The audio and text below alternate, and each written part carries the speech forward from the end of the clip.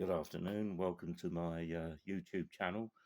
I said in the first part of these videos on the Pye Mozart HF10 amplifier that eventually I'd do a frequency response of this particular amplifier, which had a faulty output transformer. And I did say in the original video, part one, that the way to get this going was to actually short out the winding that was open circuit, shorted out to earth, and that got everything going.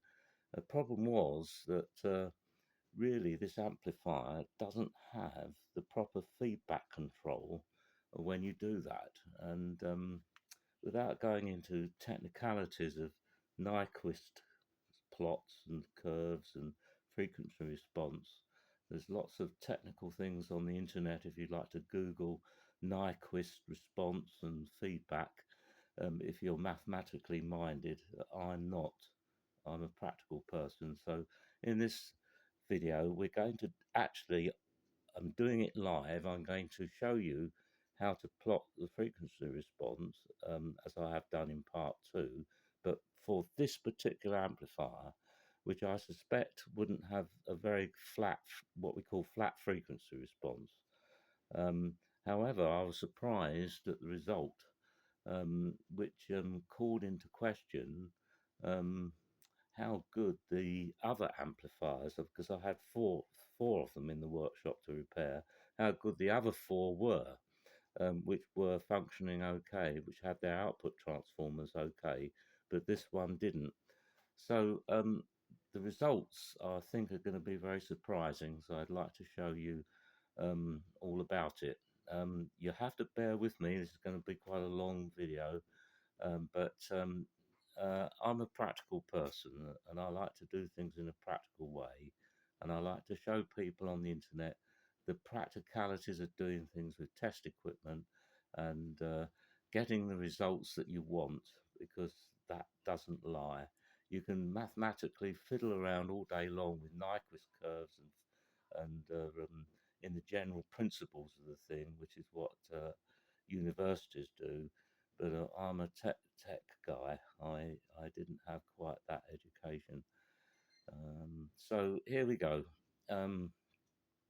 First of all, you'll notice I'm using a scope here, and this is the output waveform. It's being generated by an oscillator there. Some people call them function generators today. This is a simple audio oscillator, and we're measuring the input on a very basic, it's quite a high spec valve voltmeter. This is AC voltmeter. It measures millivolts as well as you can see here. I can get the picture right, volts and millivolts there. Anyway, let's get going on this. First of all, we're going to plot the frequency response, and I've drawn a table here between, let me show you, 20 hertz to 28 kilohertz. The reason it's 28 kilohertz is that is what I've got on my oscillator there. It jumps from 20 kilohertz to 28. Or let me show, as you can see it there, 28, you see. So really, I don't want to measure the frequency response right up at 28 kilohertz. 20 kilohertz is more than enough for this experiment. So there we are. I've set the oscillator at the present moment at 20 hertz, as you can see there, 20 hertz. Okay, and I have a level here on the meter. The audio level is being measured here, and it's got to be exactly 50 millivolts, which is just adjusting it to 50 millivolts. And there it is. Sorry, about this awful video. I'm holding the camera, phone camera, with one hand and doing everything with the other hand, so it's a bit awkward. Anyway, as you can see, we're sat up at 30 millivolts full scale deflection, and so we're reading this scale here. Okay, so I've got to just bring that down a bit. There we are. That's half scale, so that will be 15, and really we should be, sorry, we're on, beg your pardon, we're on the 100 scale. Getting things mixed up already. So we're looking on the lower scale. Had a late night last night, fiddling around with this. Quite tired today. So there we are. It's got to be, and of course that's half scale 100, so that's 50 millivolts on the 100 millivolt scale. Right, we got there in the end, and we look at the output here, and I've set this volume control here on the amplifier, so that the signal feeding in is 50 millivolts, and I've set the volume control here to, well, it's 9. Okay, it's set to 9, so I'm getting approximately 1 watt. It's actually 0.8 of a watt out, so that represents about 0.8 of a watt at well, it actually represents just over a watt at 20 hertz. And the time I get up to 20 kilohertz, it will vary a little bit. So the output response is going to vary from something slightly above a watt to something slightly below a watt in power output.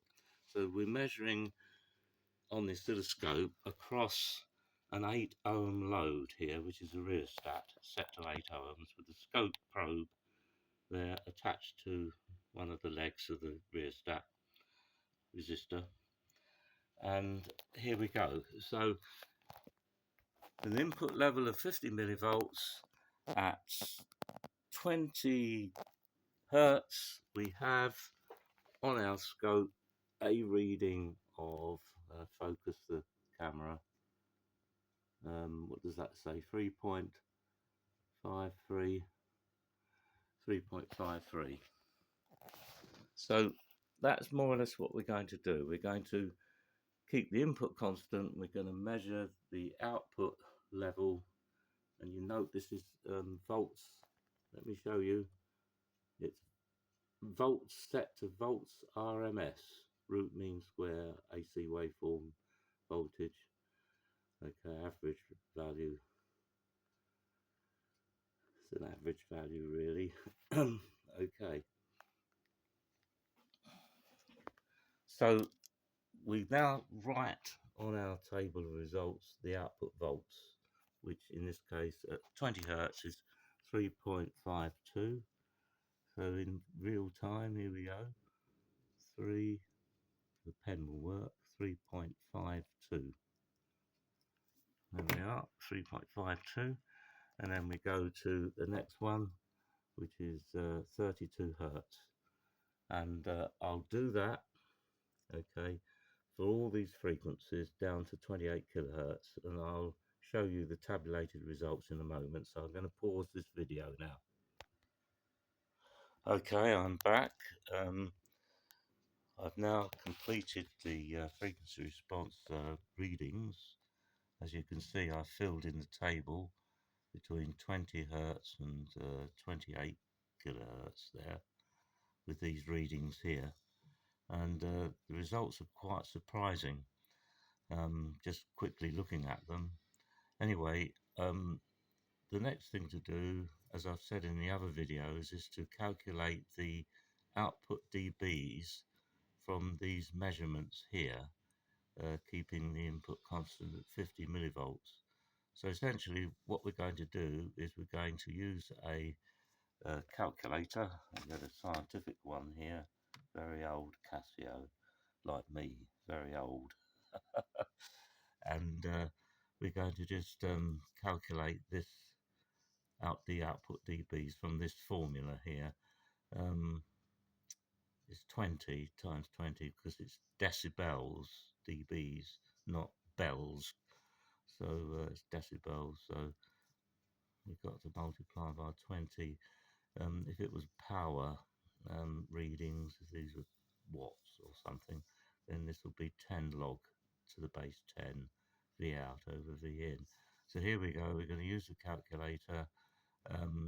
We're going to simply divide 3.5, divide 3.50 millivolts, into 3.52. That's 0.05 into 3.52, and go all the way down this table and fill in the results here for the actual dBs.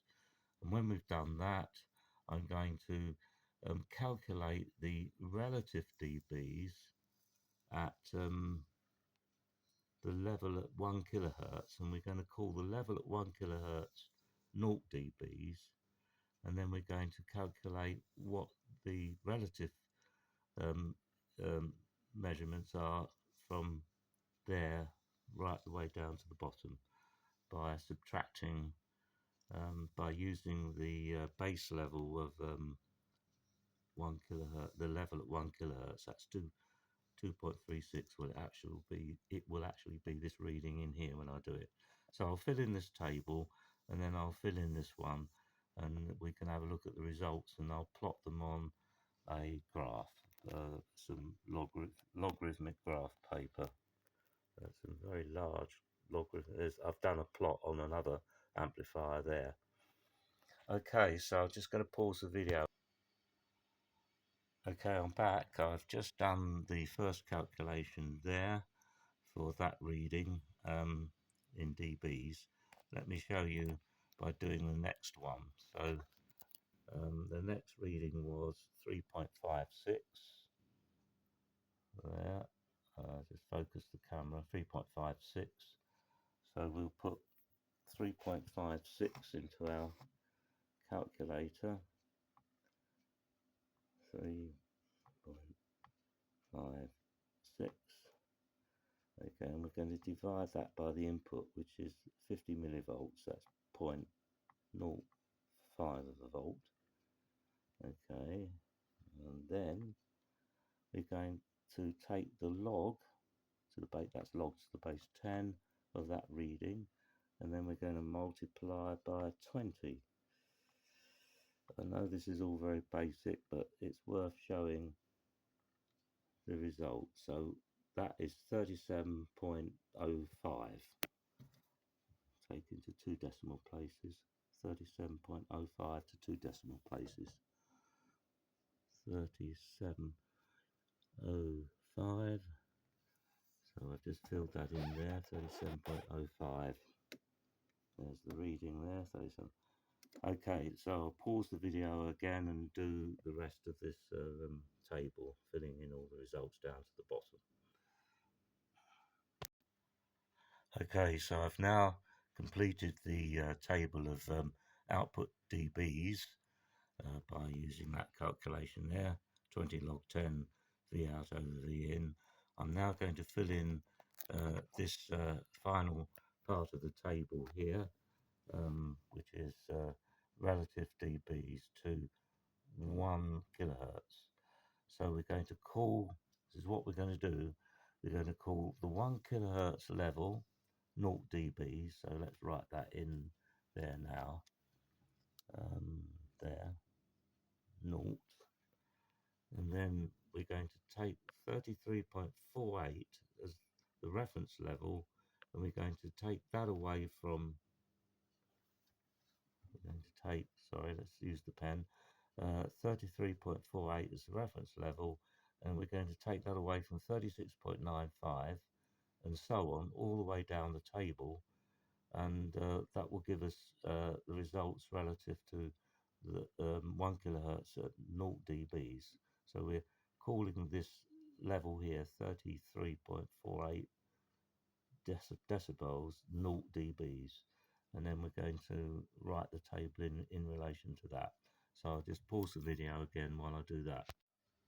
Okay, so I filled in the relative dBs, as you can see here, dBr relative to 0 dBs at 1 kilohertz. Okay, so there's the table of results, and I'll plot these results on a graph. But just a cursory look at these results, it can be seen that this is surprisingly flat, really. It's just, what, 3.5 dBs at the low frequency end, dropping, of course, to 0, and then it drops down by a few fractions of a dB, 0.23, 0.26, all the way down here, right down at 20 kilohertz, or 28 kilohertz. It's actually only 0.19 of a dB in loss. So when we plot this, we're going to have um, a rise falling down to a flat level. So I'll just do the plot and then I'll come back to you. I'll just pause the video. Okay, so I've plotted the results, and here we can see what it looks like on this particular amplifier that had a problem with the output transformer, and the feedback winding had to be shorted to earth. We get these results. We get a rise here of nearly 4 dBs at the low end, low frequency end, and then it falls to a flat response at above 1 kilohertz, and it stays more or less flat within a dB or so, right the way up to 20 kilohertz. It falls by 0.5 of a dB at 28 kilohertz. So when we look at that and the results of another one of these amplifiers that I had in that had a perfectly good output transformer, everything was connected as per the diagram, and I had 3 others. They all exhibit this frequency response, and notice how this drops off above 20 kilohertz by quite a substantial amount, a couple of dBs here, at least, at least 3 or 4 dBs, okay, 3 dBs perhaps there. It stays flat in the mid-range, but then it rises quite significantly up here to above 4 dBs at the low end. They all did that, all 4 of these amplifiers that I had in for repair, but this particular one here, I would have expected this frequency response to be not so good as it actually is, and I actually don't know the reason why. When I was at technical college, I was taught that negative feedback would flatten out the response, perhaps increase the response at the bottom and the top end a bit, and then it would drop off. So you would get, let's just quickly show you, I've drawn a frequency response of a typical amplifier where normally it would drop off, and the neg 3 dB points would be, say, right down here at 10 or 20 hertz, and the neg 3 dB point here would be somewhere up at 20 kilohertz, and it should ideally be more or less flat in between, dropping off at the low end from, say, I think they call it 6 dBs per octave or something, from what's that, 500 hertz downwards, in a like that. That's what an ideal. Let me show you the whole thing. That's what a sort of ideal response should look like. Okay, just a theoretical idea, and negative feedback will give you a lowering of level, but a flatter response. So this amplifier has got hasn't got feedback on it as far as I can tell, because of the feedback winding being shorted out. So, and that's a perfectly good amp. They sound all right, but I'm really baffled.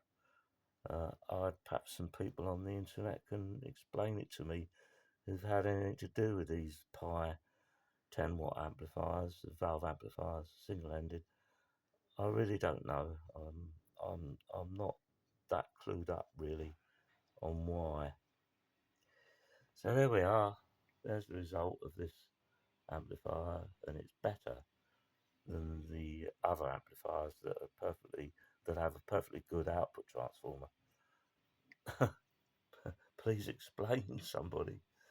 See, the figures are there for all to see. There.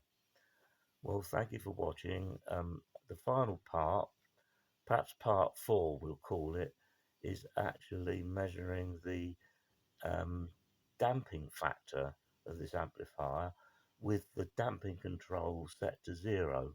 It's got a damping control on it, which I didn't like. I don't think you should have damping controls on amplifiers. The design should be perfectly alright as it is. So I've turned the damping control right off, and we'll do some measurements on damping factor to show everybody how it's done, because we've got to remember the damping is measured at a particular frequency, and it's the output impedance that we've got to measure. Okay, so I'll do that in the final part of these videos. Thank you for watching.